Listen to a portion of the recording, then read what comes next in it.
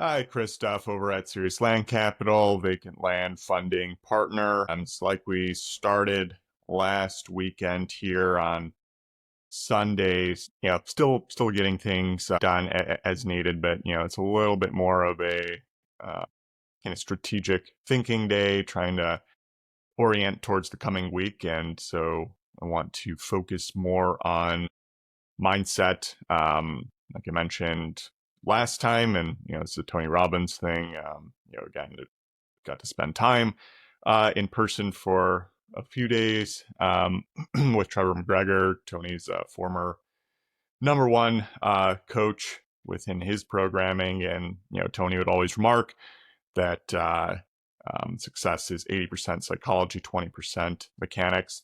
And been thinking about that daily, and continue to believe in it more and more. Just that, because I think with the right mindset, the mechanics fall into place much faster, to where, like on a minute by minute basis, you'll probably be spending more time on mechanics. But if you don't master that mindset portion, you're going to be continuing to sabotage yourself or get distracted by unnecessary items. So, could do a whole podcast on that. But, to me, I think it's a key distinction. People might look at that and say, yeah, you can just look at your psychology and mindset and, the secret type mentality. I don't actually believe in that. What I do believe is that, you really, really need to nail that inner psychology, and then opening up the floodgates for the proper mechanics to take form and take root within your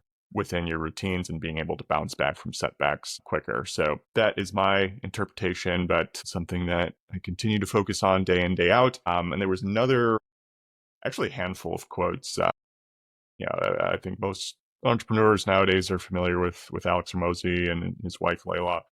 And I definitely don't agree with everything. They don't have kids and so forth. It's hard to fully compare back to that state of life, but I think they're both super thoughtful, and share a lot of value add. I've learned a lot from them, which I think a lot of entrepreneurs have. There's no doubt about that. And so I see some of the quotes that come out more routinely. And my wife and I were just discussing one earlier today, where Alex was mentioning, hey, the fastest way to get more friends is to lower your standards.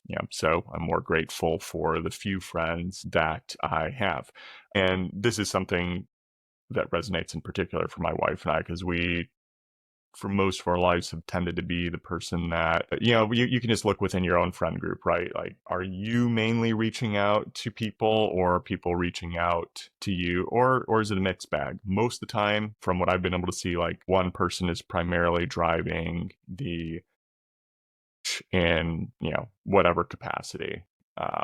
Particularly when you're not in person. In person it can be more balanced, like people can be more present and so forth. But in terms of staying in touch, usually somebody's driving that.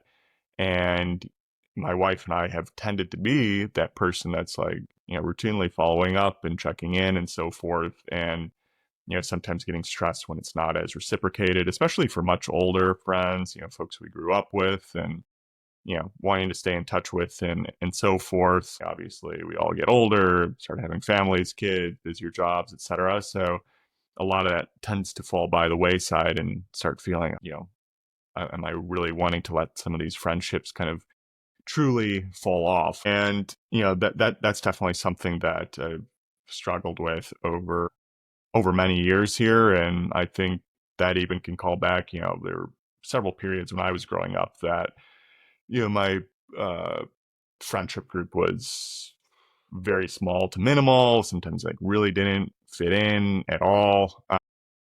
And so I think as I grew older, probably from that older insecurity of when I was growing up, of like, okay, the friends that I have built, or the friendships that I've built up, like I really want to make sure they stay secure, to avoid feeling some of that loneliness that had felt in the past. At least, I'm doing some armchair psychology here, but more recently, especially over the last 6 months, as I really started feeling the business take a turn and in more of a hockey stick growth fashion, and understanding, okay, this is what it really takes to get to the next level.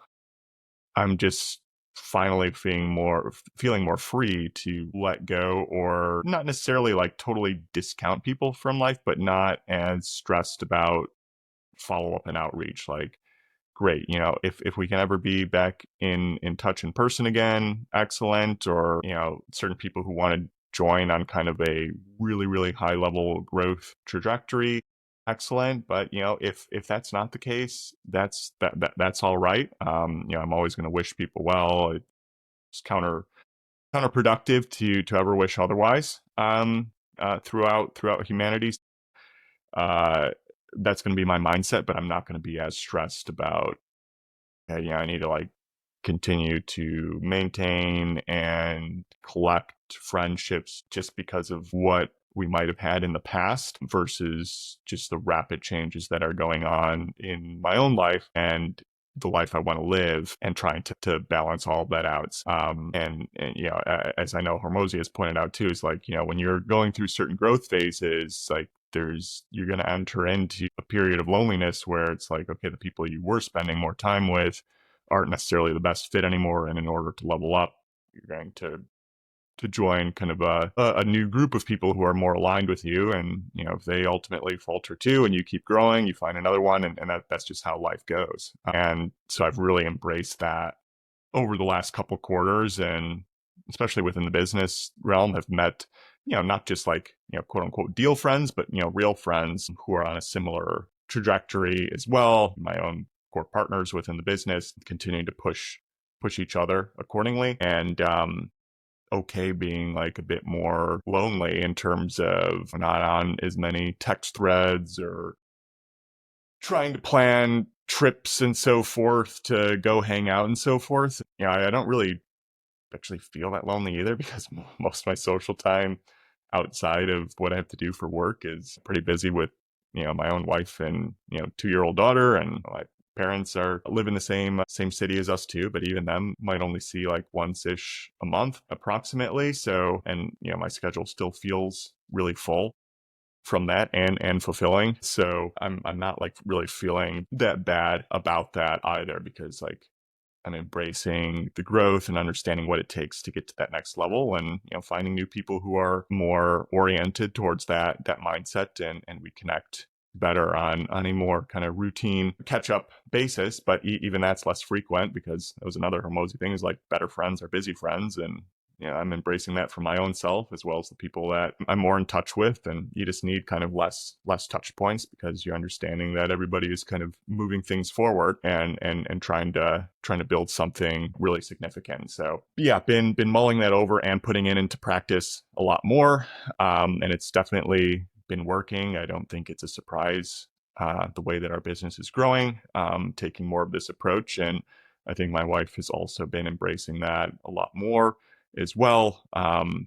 She's definitely not as kind of wildly ambitious as I am from a business perspective, or what I ever expected her to be. But she is still very growth minded. Um, that's the way the reason that we work. I think if you're in a relationship with where you're not kind of both growing together, like inevitably, things won't work out. So that's what we always come back to within our own relationship. And I know she's going through some of those branch periods with her own friends as well too. So we're kind of on this journey together in an area that we both tended to have a lot of personal stress internally, whereas like the counterparties or the other friends, might not have been feeling that nearly as much as us, or maybe they were just flat out busier and so forth too, which we certainly understand. Especially parents, I have like infinite empathy for, and understanding of just how crazy things are. Being one myself nowadays. So just wanted to share that as far as mindset. That have been more recently embracing and putting into practice. Hopefully this is helpful for you. If you've gone through something similar on your own end, would love to hear that in the comments, or just message me separately. And obviously feeling free to share some of that vulnerability on my own end as well too. I think that's the best way to actually get people intrigued and understand that, I'm not just spouting off things that have no personal relevance. So hopefully that is appreciated and helpful to you. With all of that in mind, looking forward to this coming week. SeriousLand.capital for any of your funding needs. Land Daily Diligence Facebook group for zero cost review of your land deals. And Land Pricer for the most simple and accurate way to price land. Subscribe and share. See you all next time. Bye.